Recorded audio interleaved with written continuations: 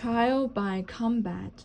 When Emily Johnson came home one evening to her furnished room and found three of her best handkerchiefs missing from the dresser drawer, she was sure who had taken them and what to do. She had lived in the furnished room for about 6 weeks, and for the past 2 weeks, she had been missing small things occasionally. There had been several handkerchiefs gone, and an initial pin, which Emily really wore and which had come from the 5 and 10. And once she had missed a small bottle of perfume and one of a set of china dogs. Emily had known for some time who was taking the things, but it was only tonight that she had decided what to do. She had hesitated about complaining to the landlady because her losses were trivial and because she had felt certain that sooner or later she would know how to deal with the situation herself. It had seemed logical to her from the beginning that one person in the room house who was home already all day was the most likely suspect. And then one Sunday morning, coming downstairs from the roof where she had been sitting in the sun, Emily had seen someone come out of her room and gone down the stairs, and had recognized the visitor. Tonight she felt she knew just what to do. She took off her coat and hat, put her packages down, and while a can of tomatoes was heating on her electric plate, she went over what she intended to say. After her dinner, she closed and locked her door and went downstairs. She tapped softly on the door of the room directly below her own, and when she thought she heard someone say, "Come in," she said, "Mrs. Allen," then opened the door carefully and stepped inside. The room, Emily noticed immediately, was almost like her own. The same narrow bed with the tan cover, the same maple dresser and armchair. The closet was on the opposite side of the room, but the window was in the same relative position. Mrs. Allen was sitting in the armchair. She was about 60, more than twice as old as I am, Emily thought, while she stood in the doorway, and a lady still. She hesitated for a few seconds, looking at Mrs. Allen's clean white hair and her neat dark blue house coat, before speaking. "Mrs. Allen," she said, "I'm Emily Johnson." Mrs. Allen put down the Woman's Home Companion she had been reading and stood up slowly. "I'm very happy to meet you," she said graciously. "I've seen you, of course, several times, and thought you how pleasant you looked. It's so seldom one meets anyone, really." Mrs. Allen hesitated. "Really nice," she went on. "In a place like this, I wanted to miss you too," Emily said. Mrs. Allen indicated the chair she had been sitting in. "Won't you sit down?" "Thank you," Emily said. "You stay here. I will sit on bed." She smiled. "I felt as if I knew the furniture so well. Mine's just the same." "It's a shame," Mrs. Allen said, sitting down in her chair again. "I've told the landlady over and over. You can't make people feel at home if you put all the same furniture in the rooms, but she maintains that this maple furniture is clean-looking and cheap. It's better than most," Emily said. "You made yours looking much nicer than mine." "I've been here for 3 years," Mrs. Allen said. "You've only been here a month or so, haven't you?" 6 weeks, Emily said. The landlady told me about you. Your husband's in the army. Yes, I have a job here in New York. My husband was in the army, Mrs. Allen said. She gestured at a group of pictures on her maple dresser.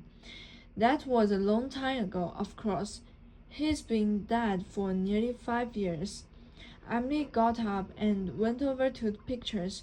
One of them was of a tall, dignified-looking man in army uniform. Several were of children.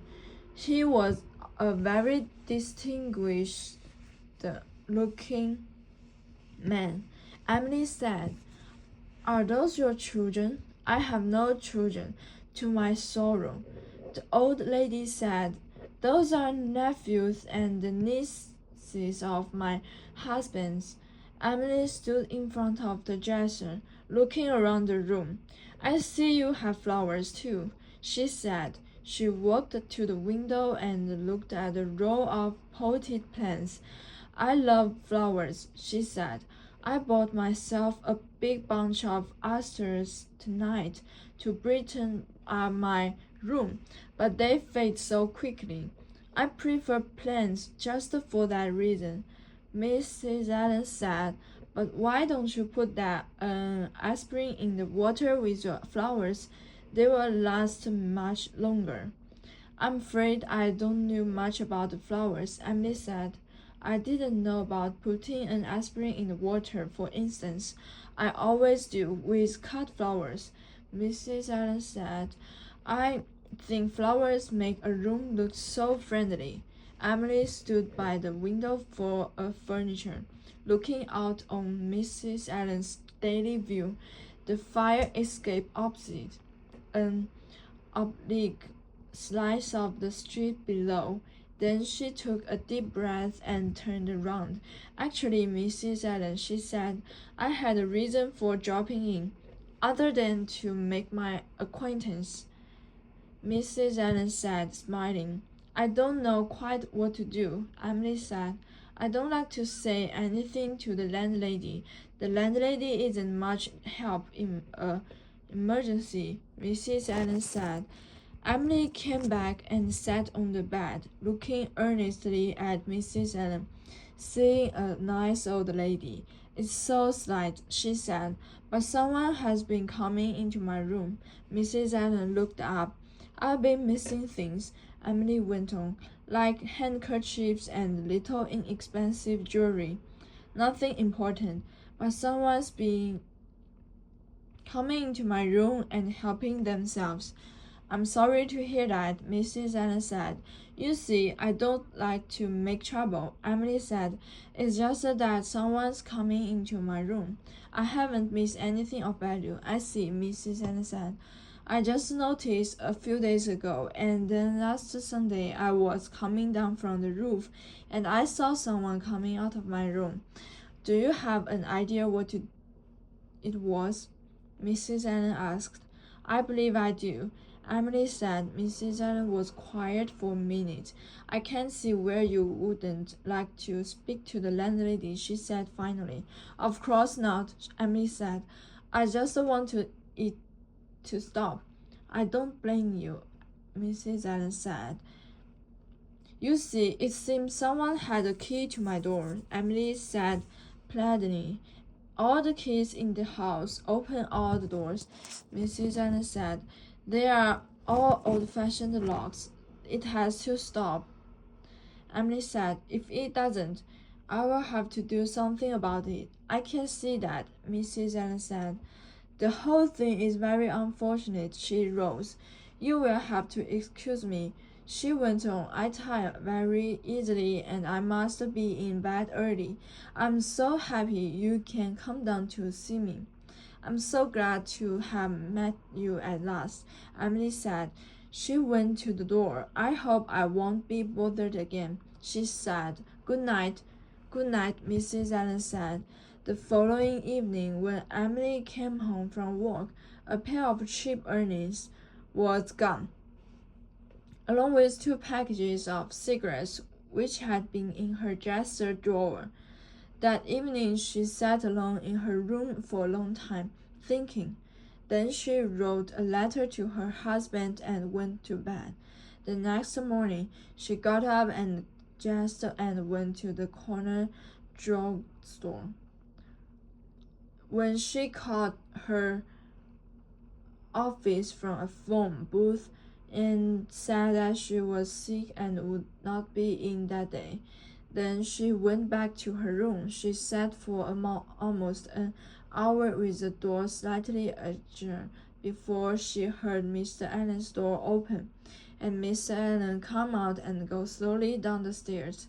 When Mrs. Allen had time to get out onto the street, Emily locked her door and, carrying her key in her hand, went down to Mrs. Allen's room. She was thinking, I just want to pretend it's my own room, so that if anyone comes, I can say I'm mistaken about the room. For minutes after she had opened the door, it seemed as though she were in her own room. The bed was neatly made and the shade drawn down over the window. Emily left the room unlocked and went over and pulled up the shade. Now that the room was light, she looked around. She had a sudden sense of unbearable intimacy with Mrs. Allen and thought, this is the way she must feel in my room. Everything was neat and plain. She looked in the closet first, but there was nothing in there but Mrs. Allen's blue house coat and one or two plain dresses. Emily went to the dresser. She looked for a moment at the picture of Mrs. Allen's husband, and then opened the top drawer and looked in. Her handkerchiefs were there, in neat small pile, and next to them the cigarettes and the earrings. In one corner, the little china dog was sitting. Everything is here, Emily thought, all put away and very orderly. She closed the drawer and opened the next two. Both were empty. She opened the top one again. Besides her things, the drawer held a pair of black cotton gloves, and under the little pile of her handkerchiefs were two plain white ones.